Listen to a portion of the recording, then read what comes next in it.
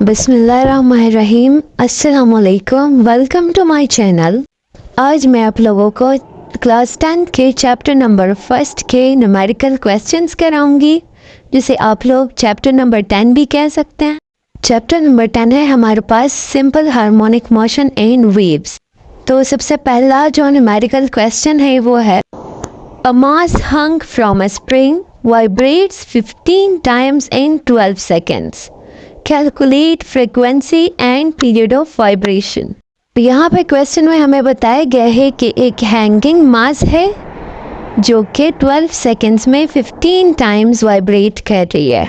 अब हमें क्या चीज़ फाइंड करनी है?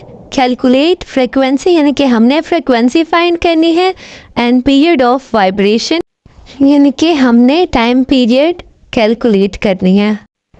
तो सबसे पहले हम क्वेश्चन से गिवन डेटा निकालेंगे, यानी कि क्वेश्चंस में जो डेटा गिवन होती है। तो क्वेश्चन में हमारे पास गिवन है कि 15 टाइम्स वाइब्रेट करिए, तो हम n से डिनोट करेंगे नंबर ऑफ वाइब्रेशंस को, और n इज इक्वल टू 15 हम लिखेंगे।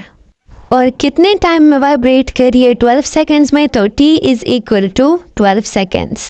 अब हम क्या लिखेंगे? हम लिखेंगे रिक्वायर्ड, यानी कि जो चीज़ हमसे मांगी गई है हम यहाँ पे वो लिखेंगे।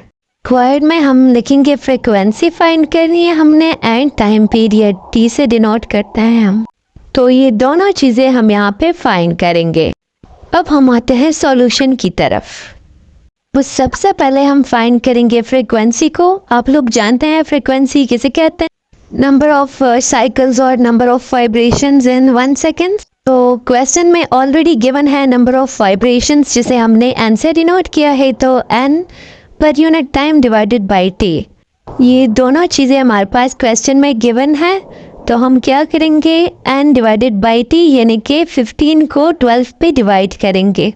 15 डिवाइडेड बाई टाइम कितना है? 12। इसको हम करते हैं कैलकुलेट, तो हमारे पास आंसर आता है 1.25। फ्रीक्वेंसी की यूनिट क्या है? हर्ट्स है, तो हम HZ से डिनोट करते हैं, तो हम साथ लिखेंगे हर्ट्ज।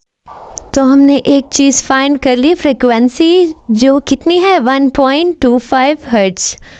अब हम टाइम पीरियड फाइंड करेंगे। We know that time period and frequency are reciprocal of each other. तो हम टाइम पीरियड को किस तरह फाइंड करेंगे? हम लिखेंगे 1/f। तो 1 अपनी जगह आ जाएगा, और f की वैल्यू ऑलरेडी हम फाइंड कर चुके हैं, तो हम लिखेंगे 1.25। तो अगर हम इसको कैलकुलेट करेंगे तो हमारे पास t की वैल्यू आएगी 0.8 सेकेंड्स। तो ये हो गई टाइम पीरियड की वैल्यू।